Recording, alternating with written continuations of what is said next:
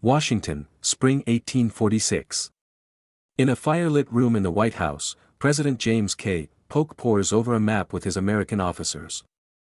Spread across the table are treaties, claims, and redrawn borders. He slowly traces a finger along the line of the Rio Grande, then shifts it eastward to the Nueces River.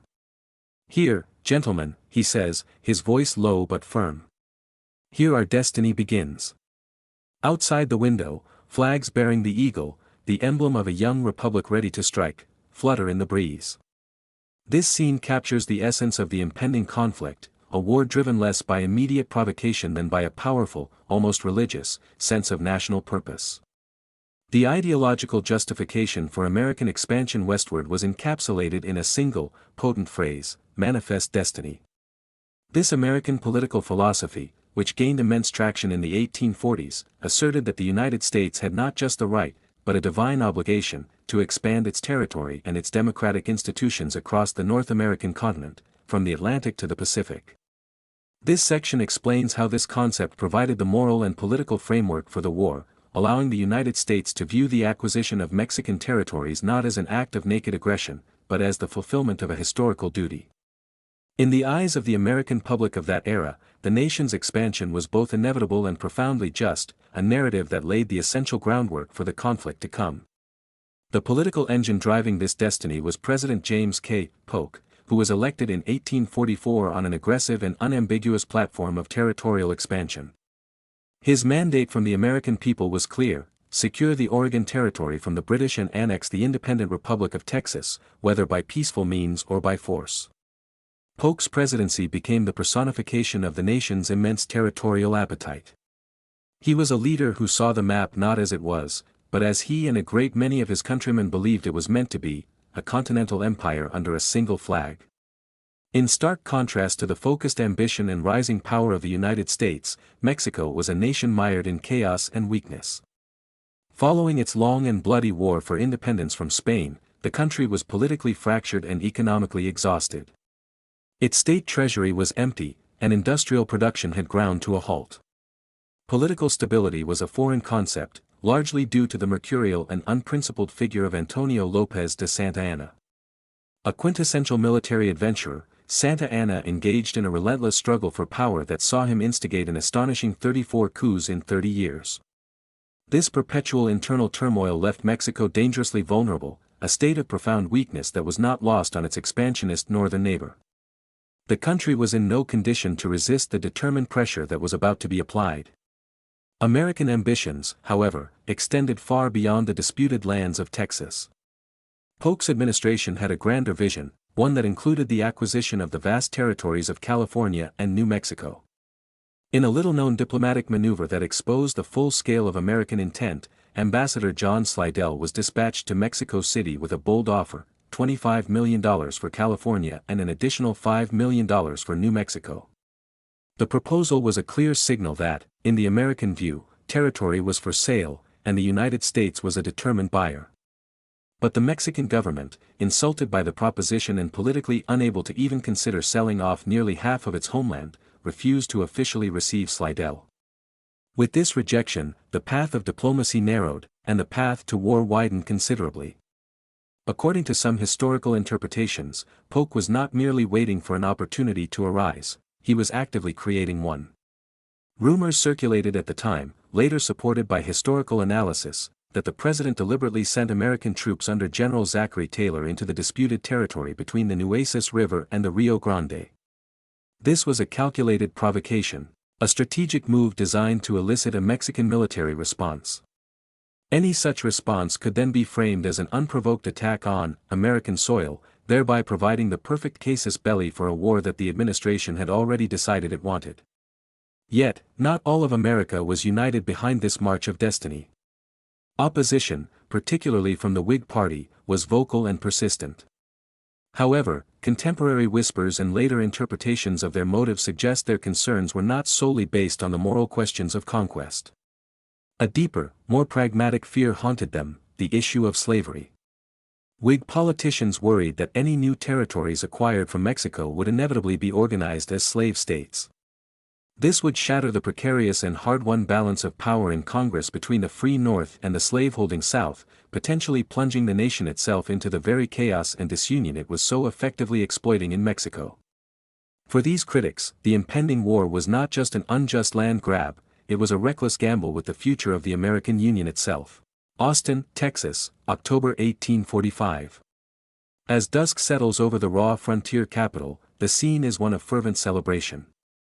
On the main square, thousands of Texans, most of them American-born settlers who had crossed the border in search of land and fortune, gather under the flickering glow of torchlight. The air is electric, filled with the thunderous rhythm of American drummers. A convention has been called to decide a single, momentous question: should the Lone Star Republic abandon its fragile independence and join the United States? As the call for a vote rings out, a forest of hands shoots into the air. The decision is overwhelming, a roar of unanimous consent from a people who, in their hearts, already knew they were Americans.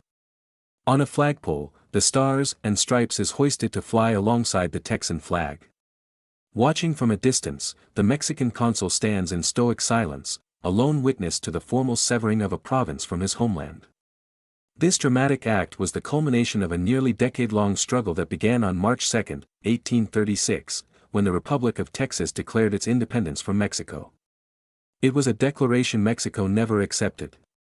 To the Mexican government, Texas was not a sovereign nation but a rebellious province, and its secession was an illegal act of insurrection that it was determined to one day reverse. The United States, by annexing Texas on December 29, 1845, and officially welcoming it as the 28th state, was not merely absorbing a new territory, it was purposefully and consciously inheriting Mexico's grievance and, more importantly, a volatile and unresolved border dispute. This move set the stage for war by transforming a regional rebellion into an international conflict. The heart of the dispute lay in a 150-mile wide stretch of contested land. The Texans, and now the Americans, insisted that the southern border of Texas was the Rio Grande. This claim was based on the 1836 Treaty of Velasco, a document signed by General Antonio López de Santa Anna after his capture at the Battle of San Jacinto. Mexico, however, vehemently rejected the treaty's legitimacy, arguing that it was signed under duress by a captive leader and therefore had no legal standing. The Mexican government maintained that the historical and true border had always been the Nueces River, which lay 150 miles to the east of the Rio Grande. The arid, sparsely populated land between the two rivers thus became a dangerous no-man's land, a powder keg waiting for a spark. The American path to annexation was paved with backroom political calculations and ruthless maneuvering. As early as April 1844, U.S. President John Tyler, desperate to secure his re-election, initiated secret negotiations with the administration of Texan President Sam Houston. When the resulting annexation treaty reached the U.S. Senate, it ignited a firestorm of debate. The issue was so divisive that it fractured the Democratic Party, leading to the political downfall of its leading presidential candidate, Martin Van Buren, who opposed annexation.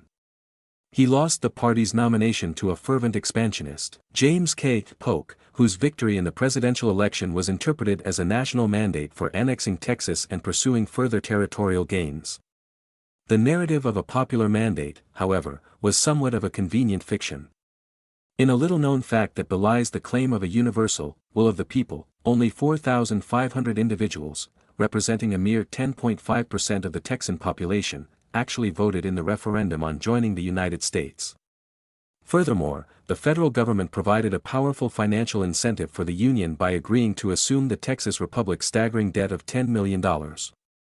Recognizing the unstoppable momentum, Mexico made a frantic, last-minute diplomatic gambit, offering to finally recognize Texas's independence on the sole condition that it remain a separate nation and not join the U.S. But it was far too late. The political and economic forces driving annexation had become irresistible. Some historians argue that the ensuing conflict was not accidental, but engineered. They contend that President Polk and his administration, fully aware of the public's likely reaction, deliberately provoked a confrontation on the border. Their strategy, it is believed, was to create an incident that could be portrayed as a hostile Mexican attack on American soil, thereby manufacturing outrage and generating overwhelming public support for a war the administration was already determined to wage. This view of American actions as a calculated land grab was shared by international observers. According to the dispatches of 19th-century Russian diplomats, the United States was engaged in an act of outright conquest, one they equated with the very European colonialism that America publicly disdained. Adding another layer of intrigue to the pre-war drama were the persistent rumors surrounding the enigmatic General Santa Anna. Even as Mexico prepared for a potential conflict, whispers circulated about its most famous and notoriously unreliable leader. Some sources hint that Santa Anna had already begun secret negotiations with American agents before the war even started. According to one widely circulated rumor, in exchange for secret assurances of his loyalty to American interests, Santa Anna would later persuade the U.S. to allow him to slip through its naval blockade and return to power in Mexico. This shadow of duplicity and betrayal hanging over Mexico's leadership only served to highlight the nation's profound internal weaknesses as it stood on the brink of war with its powerful, and ruthlessly determined, northern neighbor. Fort Texas, May 1846. The air is thick with heat and tension. Inside the hastily constructed earthen fort, an American garrison of a few hundred men watches the horizon. Suddenly, a cloud of dust appears, growing larger and darker as it rolls across the arid landscape. The vanguard of the Mexican army is approaching. An American cavalry patrol, led by Captain Seth Thornton, is ordered to investigate. As they ride out, the deep boom of Mexican cannons begins to echo across the plains. Soon after, the patrol is ambushed. An American has been captured on land both nations claim as their own. At that very moment, hundreds of miles away in Washington, D.C., President Polk is already preparing a message for Congress, its narrative pre-written and its purpose clear: they have attacked us. It was as if these few drops of blood, spilled on a remote and disputed patch of earth, were all the justification needed to drown an entire country in war. The political standoff had finally bled into open conflict, and the location was no accident. The flashpoint was Fort Texas, an American outpost provocatively built on the north bank of the Rio Grande. This was the heart of the disputed territory, land that Mexico insisted was part of its state of Tamaulipas, and that the United States now claimed as part of the newly annexed state of Texas.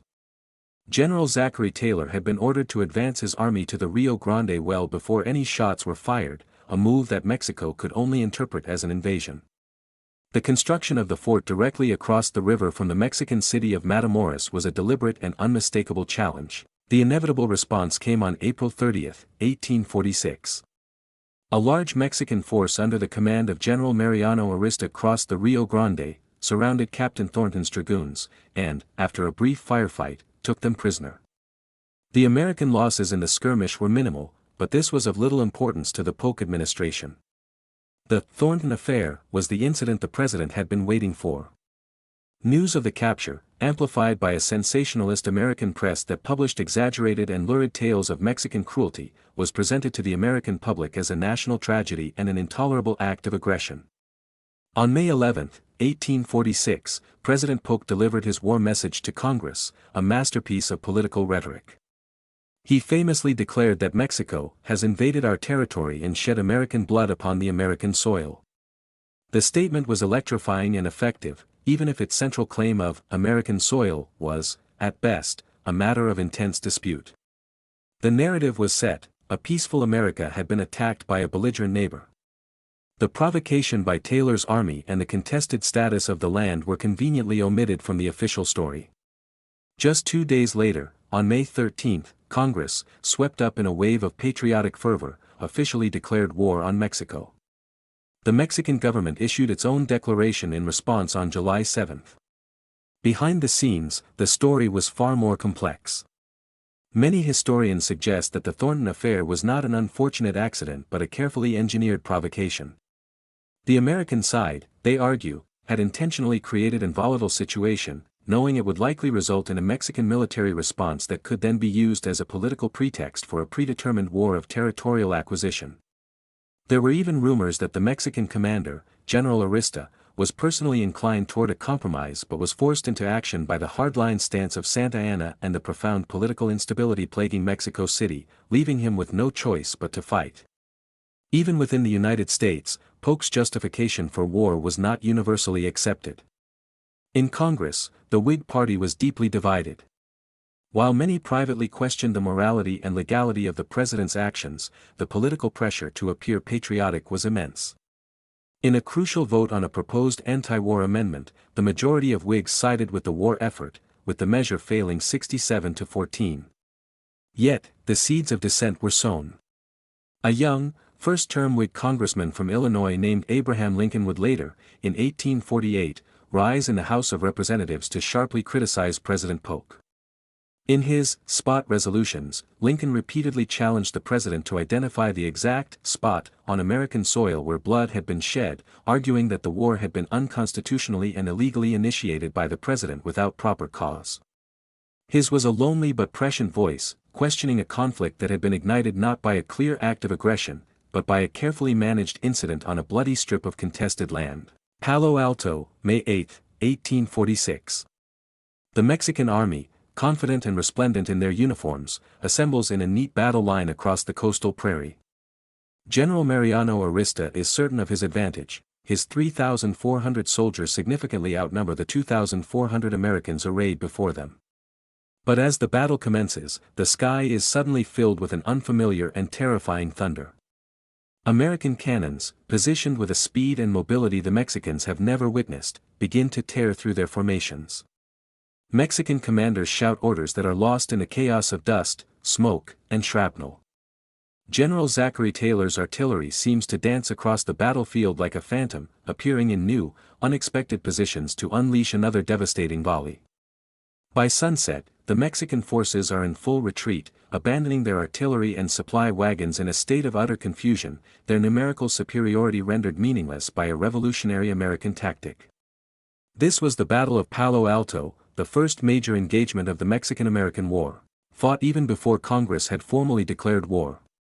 It was here that the technological and tactical superiority of the U.S. Army was first put on brutal display, setting the tone for the rest of the conflict. Despite being outnumbered, the Americans secured a decisive and overwhelming victory, and the key to their success was a groundbreaking innovation, the flying artillery. This new tactic, pioneered by the brilliant and resourceful Major Samuel Ringgold, was a genuine revolution in military science. It consisted of light, highly mobile 6-pounder guns and howitzers mounted on horse-drawn carriages. Crucially, the artillerymen themselves were also mounted on horseback, allowing entire cannon crews to redeploy with the speed of cavalry. This meant that American cannons were not static, vulnerable targets but fluid, deadly instruments of war that could be repositioned on the battlefield in minutes. They could race to a strategic flank, unleash a hail of canister and round shot on an exposed Mexican line, and then gallop to a new position before the enemy could mount an effective counterattack. The effect on the Mexican army was catastrophic. Their own artillery, which consisted of heavier, older bronze cannons, was slow to fire and difficult to move, making it an easy target for the nimble American guns. The Mexican soldiers, who had never encountered such a mobile and relentless bombardment, were demoralized. They dubbed the American cannons the Hell Machine, a testament to the shocking and lethal efficiency of this new form of warfare. According to battlefield accounts, General Arista, seeing his infantry formations being systematically destroyed, made a fatal error. In a desperate attempt to neutralize the threat, he ordered his magnificent cavalry to charge the American guns across the open prairie, a suicidal maneuver that sent them directly into a storm of artillery fire, resulting in horrific casualties. The battle presented a strange paradox: the vast majority of the American infantry barely participated in the fighting. They were held in reserve, becoming virtual spectators as their artillery systematically dismantled a larger and more experienced army. The final casualty count told the story in stark, undeniable numbers. The Americans suffered the loss of only 9 men. The Mexicans, by contrast, lost more than 250 men killed and wounded. Beyond its immediate strategic importance, Palo Alto served as a crucial training ground for a generation of American officers who would later achieve fame and infamy on opposite sides of a far larger and bloodier conflict. It is a haunting footnote of history that many of the men honing their fighting skills on the fields of Mexico would one day become adversaries in the American Civil War. Young officers like Robert E. Lee, George Meade, George McClellan, and Pierre Beauregard were all present, learning the grim arts of command and combat, lessons they would later use against one another. The first thunderous volley at Palo Alto was not just the opening shot of the war with Mexico, it was also a distant echo of the cannons that would one day roar at Gettysburg and Antietam. Santa Anna sits in his field tent, surrounded by maps and dispatches. His face is a mask of uncertainty. He gives an order to attack, then, moments later, an order to retreat. His officers exchange bewildered glances. "What should we do, General?" one of them asks, his voice laced with confusion. Santa Anna does not seem to hear. His eyes are fixed on some distant point, a place where, perhaps, deals with the Americans are already being struck. No single figure embodies the tragic and chaotic state of 19th-century Mexico more than Antonio López de Santa Anna. A man of immense charisma and boundless ambition, he was the central political and military figure of his era, yet his leadership was a study in paradox and contradiction. To understand Mexico's defeat, one must first attempt to understand the enigmatic general who led its armies. He was the quintessential adventurer of the Mexican military class, a man who was unprincipled and utterly ruthless in his perpetual struggle for power. Over a 30-year period, the history of Mexico became little more than a chronicle of Santa Anna's revolutions, a staggering 34 coups d'état that kept the nation in a state of constant, debilitating turmoil. It was this reputation for opportunism and self-interest that fueled the scandalous rumors of outright treason that dogged his command throughout the war. The most infamous of these whispers concerned his very return to power in 1/846. Having been exiled to Cuba, Santa Anna allegedly struck a secret deal with the Americans. In exchange for safe passage through the U.S. naval blockade of Veracruz, he promised that upon resuming the presidency, he would secretly work to end the war on terms favorable to the United States. Whether a formal deal was ever made remains a subject of debate, but the fact that the Americans allowed their most formidable enemy to return to Mexico at the height of the war has long been seen as deeply suspicious. This shadow of betrayal followed him onto the battlefield, where his military decisions often seemed inexplicable by tactical logic alone. At the Battle of Molino del Rey on September 7 to 8, 1847, Mexican forces heroically repulsed a major American assault, inflicting heavy casualties and handing the U.S. Army a rare and bloody setback. It was a moment for a decisive counterstroke, a chance to press the advantage against a staggered enemy. Yet Santa Anna issued no such order. Instead of pursuing the retreating Americans, he did nothing, allowing them to recover and regroup. His inaction was seen by many of his contemporaries, and later by Mexican historians, as a deliberate act of sabotage. A similar pattern emerged during the climactic battle for Mexico City. Many Mexican historians are convinced that Santa Anna's contradictory and nonsensical orders led directly to the loss of the critical fortress of Chapultepec. He would command troops to fall back, only to order them to attack again moments later, creating chaos and confusion in the ranks and undermining the coordinated defense of the capital. His commands were so notoriously inconsistent and unstable that his subordinate officers often had no idea which order was valid, paralyzing the Mexican army at its most critical moments. After the war, Santa Anna's penchant for deflecting blame became clear when he made one of his own generals, a man named Terrace, the official scapegoat for Mexico's defeat, publicly branding him a traitor in his memoirs. This self-serving narrative was consistent with other extravagant rumors that had long circulated about his character, including a tale that during the Texas campaign he had sold off a portion of the territory simply to replenish his personal treasury. Perhaps the final, most telling paradox of Santa Anna's life came after the war. Following another period in exile, he eventually returned and lived for a time in the United States. He is one of the very few enemy commanders in history to live peacefully in the nation that had conquered his own, a bizarre final chapter for the man who presented himself as Mexico's savior, but whose legacy remains forever tainted by the persistent and damning rumors of treason. Veracruz, March 1847. The morning sun rises over the Gulf of Mexico, glinting off the calm waters. On the sands of Colado Beach, the scene is deceptively peaceful. Then, they appear on the horizon, a fleet of American warships and, behind them, a flotilla of specialized landing boats. As the waves break gently on the shore, the boats drive forward, and American soldiers begin to leap into the shallow water, holding their rifles and powder high above their heads. Officers shout commands, their voices sharp in the morning air, as the troops quickly form ranks on the beach. There is no resistance. The Mexican defenders, garrisoned within the city's formidable walls, watch in stunned silence. General Winfield Scott, a commander too cunning for a bloody frontal assault, has outmaneuvered them completely. Soon, the city is surrounded. In the evenings that follow, the sky over Veracruz is illuminated not by stars, but by the fiery arcs and concussive flashes of shells fired from American naval guns, beginning a siege that would open the road to the enemy's capital. With this masterfully executed operation, the war entered its most decisive phase. After the initial victories in northern Mexico, it became clear to President Polk and his military advisors that conquering border territories would not be enough to force a Mexican surrender. A fatal blow had to be struck at the very heart of the country, Mexico City itself. The man chosen for this audacious task was General Winfield Scott, and his plan was as brilliant as it was risky. He proposed to bypass the northern front entirely and launch a massive amphibious invasion at Veracruz, the nation's most important port. From there, he would march his army 260 miles inland, over treacherous mountains and through hostile territory, to capture the capital. On March 9, 1847, Scott put his plan into motion, executing the first successful, large-scale amphibious landing in American history. In a flawlessly coordinated naval and land operation lasting just 5 hours, an army of 12,000 men was disembarked 3 miles southeast of the city. The scale of the undertaking was unprecedented. It would remain the largest amphibious operation in the nation's history until the Allied invasions of World War II.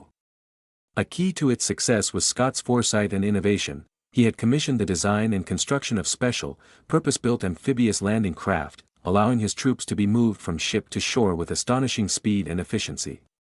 Among the officers overseeing this complex operation was a young captain of engineers on Scott's staff named Robert E. Lee. His task was to help position the heavy naval cannons that would be used to bombard the city into submission. The siege was a family affair for Lee, as his brother, Sidney Smith Lee, was a naval officer commanding one of the guns. In a letter to his wife, Lee revealed the personal anxiety behind the grand military maneuvers, writing, "I stood by his gun whenever I was not wanted elsewhere. Oh, I was anxious about him and am delighted that he is out of harm's way." For the American soldiers, however, the Mexican cannons were not the most feared enemy. As the siege dragged on, a far more deadly threat emerged: yellow fever, known locally as the vomito dash. The coastal lowlands were a breeding ground for the disease, and Scott knew he had to take the city and move his army to the healthier climate of the high plains before the epidemic season reached its peak. The Americans would ultimately lose more men to sickness during the campaign than to Mexican bullets. This grim reality added a desperate urgency to the siege. For 12 relentless days, American guns pounded Veracruz. Finally, with the city in ruins and its civilian population suffering immensely, the Mexican garrison agreed to surrender. The gateway to Mexico City was now open, and Scott's army began its historic and symbolic march inland, consciously following the very route taken by Hernán Cortés and his conquistadors 3 centuries earlier. This was not just a military campaign, it was a symbolic act of conquest, with the United States positioning itself as the new master of the continent, just as Spain had once conquered the Aztec Empire.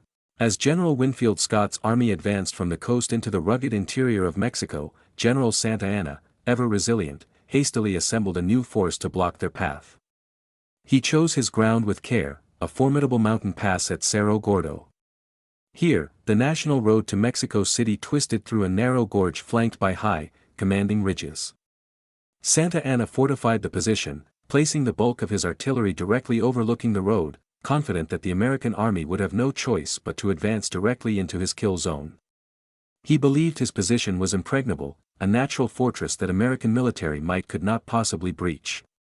The Battle of Cerro Gordo, fought in April 1847, would become a textbook example of how American engineering prowess and superior tactical planning could overcome a numerically superior enemy in an almost perfectly defensible position. While Santa Anna had anticipated a frontal assault, General Scott and his staff of brilliant engineers were already thinking in 3 dimensions. They understood that the key to victory was not to attack the Mexican strong points, but to bypass them entirely. It was here that a young engineer captain, Robert E. Lee, played a pivotal, almost legendary, role. Tasked with finding a way around the entrenched Mexican army, Lee personally conducted a daring reconnaissance mission through the dense, almost impassable chaparral and volcanic rock of the surrounding terrain.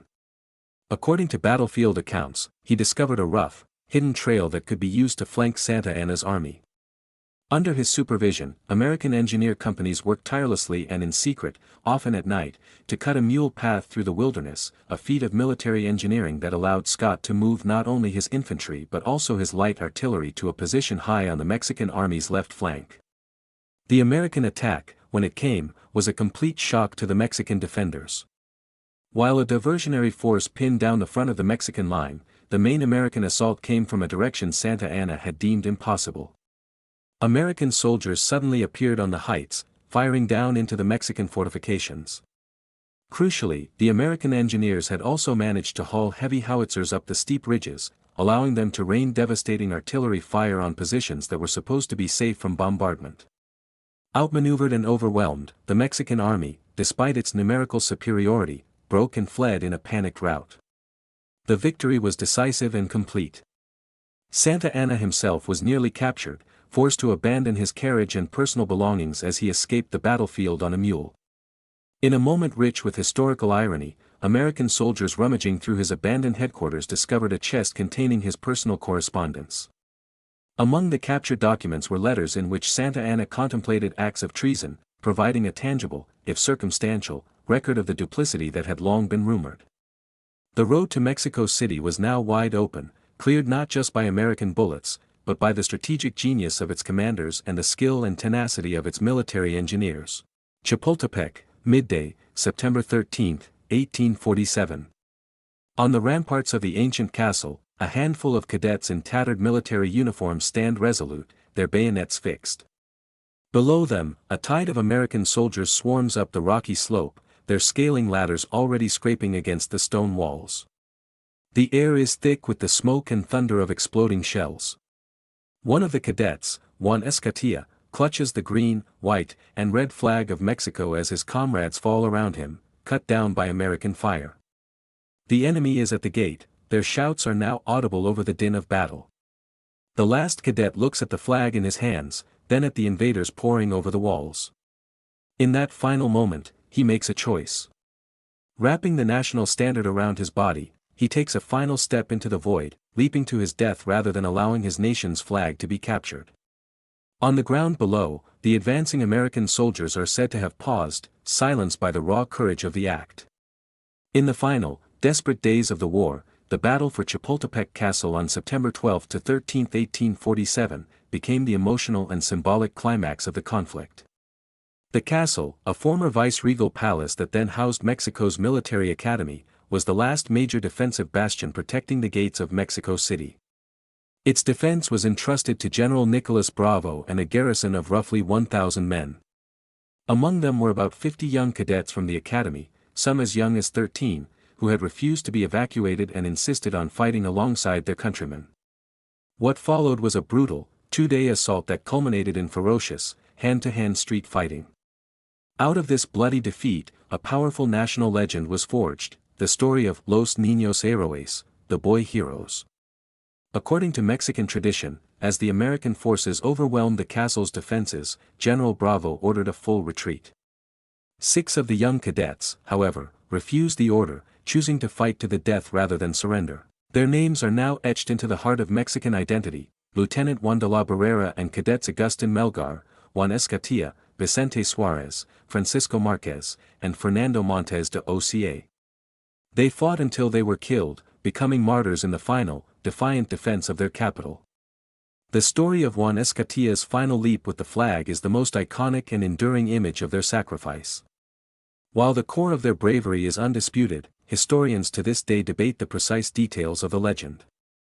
Some sources question the exact number of cadets, while others offer different accounts of how they met their deaths. But whether pure historical fact or embellished legend, the story's power is undeniable. It transformed a military loss into a moral victory, providing a symbol of unbroken spirit and patriotic devotion that would resonate for generations.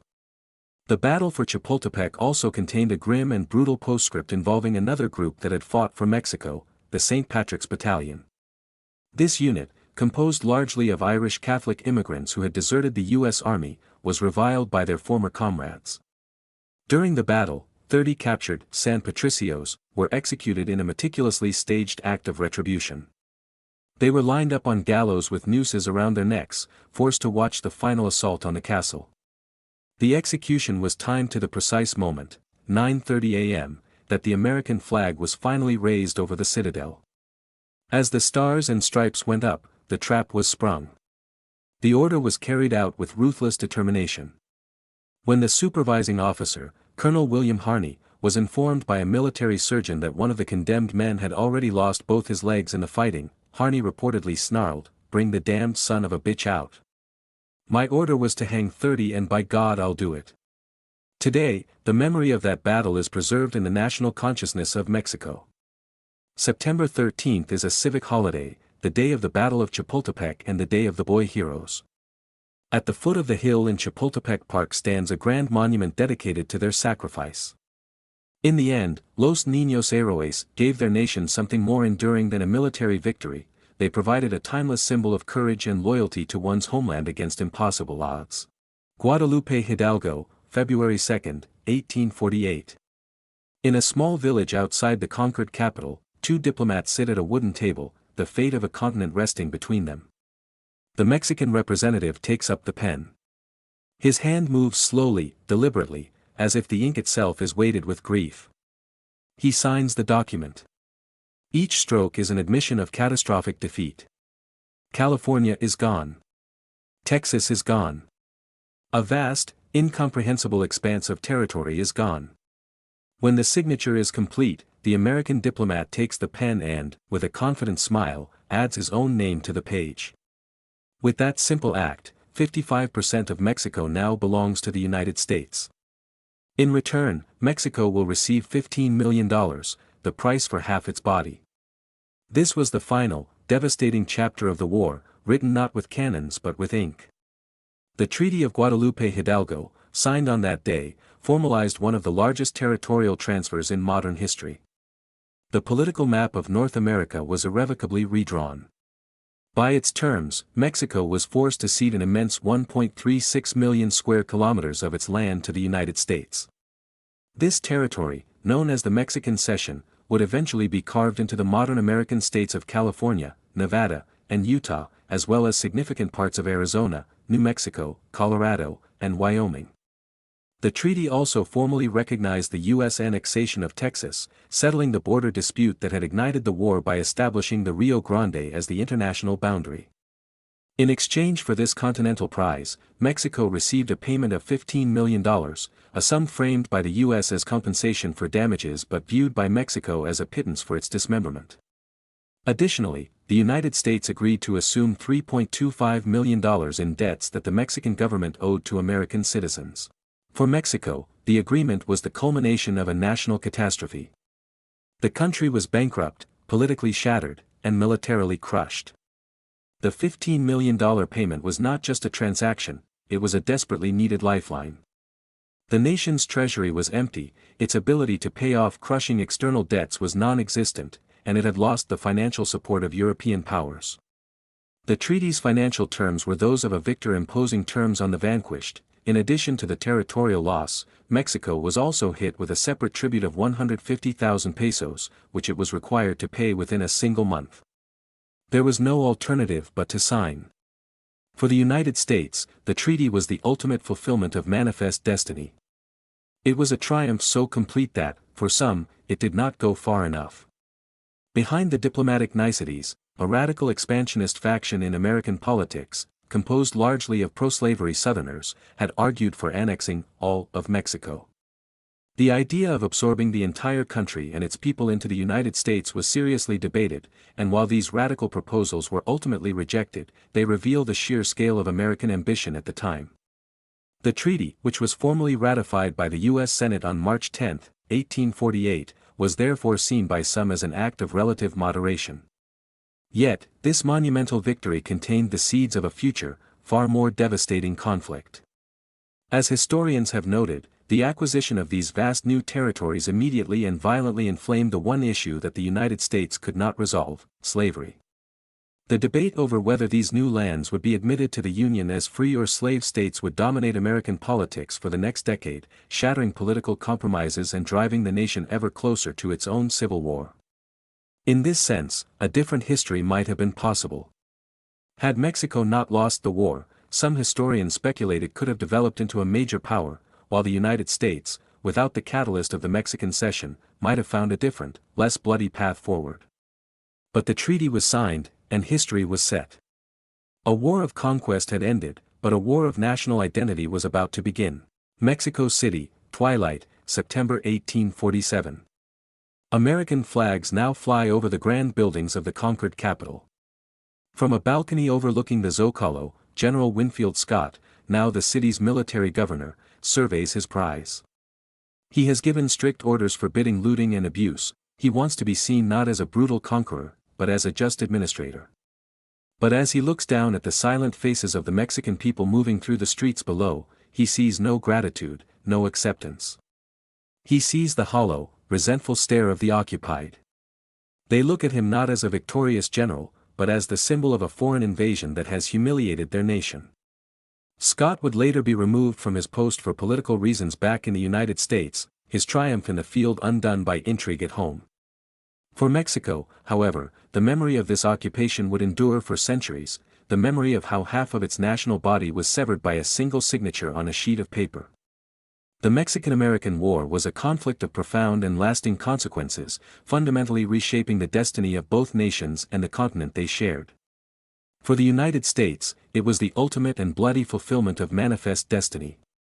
The victory transformed a republic bounded by the prairies into a true continental empire, stretching from the Atlantic to the Pacific.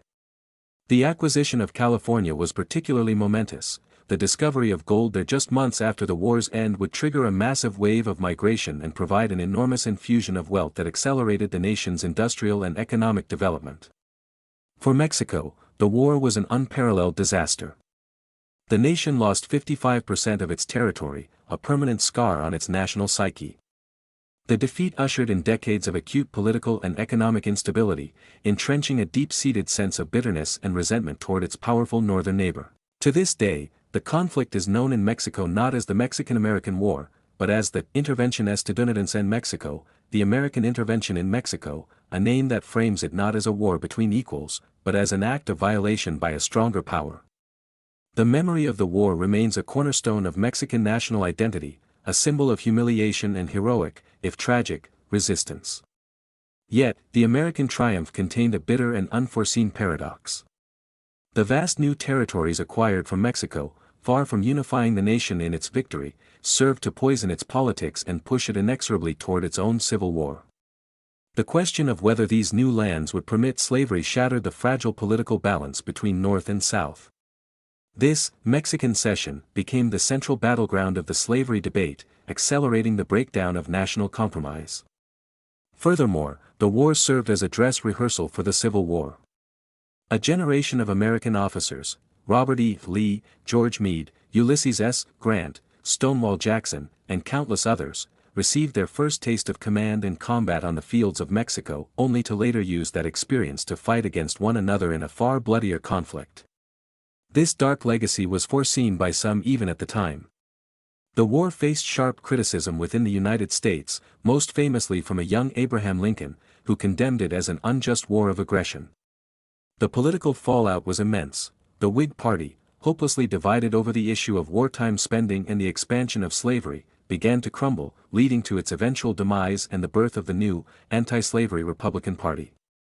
While 19th-century American historiography often romanticized the war as a righteous and inevitable chapter in the nation's expansion, this view was largely supplanted in the 20th century by a more critical perspective that acknowledged the conflict's imperialistic and aggressive nature. The war that made America a continental power also exposed the deep and violent contradictions that lay at the heart of its own national experiment.